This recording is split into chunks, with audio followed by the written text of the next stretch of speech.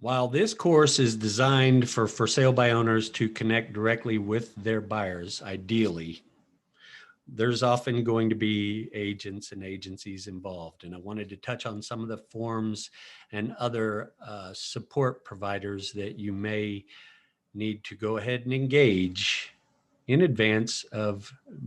It's better if you do this sooner rather than later. Have this information ready. And a good real estate attorney will walk you through the entire process, and they're entirely affordable. It's surprising, actually, how affordable they are to draft a contract or overview and give you counsel with the actual negotiations through the process. And your title company or escrow company will be a very valuable ally in the enterprise. However, in the event that you have been engaged by an agency and an agent has called you up and said, hey, are you willing to cooperate with agents at X%? A couple forms that are going to come up along the way that you're going to want to not be surprised by.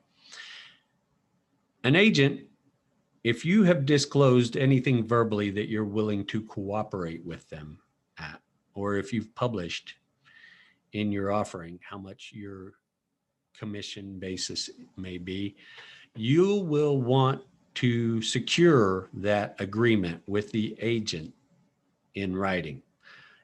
Here it's called a permission to show agreement, and you'll have permission to show agreements or some variable of that in all areas. And the agent, before they ever show your property, they need to disclose to you the agreement that them as an agency representing, and they disclose the name of the buyer, has permission to show your property at this amount for this period of time.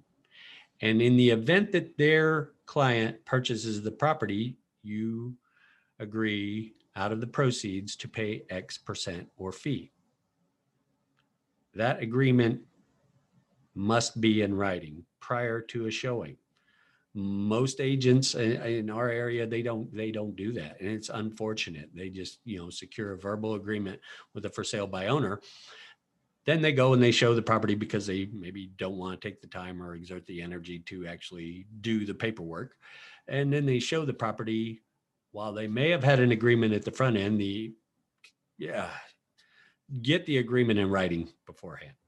And some other forms that will come along through the process are going to be inspection, repair, and survey type addendums. The buyers are going to have a due diligence period. You've been proactive. You've put together a good due diligence package. You may have even gotten the home pre-inspected and made repairs already, but they're very likely to go out and hire their own independent third-party professional home inspector, who is then going to find issues with the property that they may request repairs of. An inspection, repair, and survey addendum is usually something that will be tendered through the process within the first couple of weeks. And there are a whole bunch of other documents that could come up along the way. However, those are the most critical to be aware of. In a simple deal, you've contracted the buyer. They may not even have an inspection, right? They may just contract it. It will appraise, you go to closing.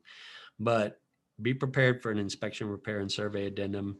And as always, if you ever have any questions, never feel any hesitation about reaching out and getting some counsel.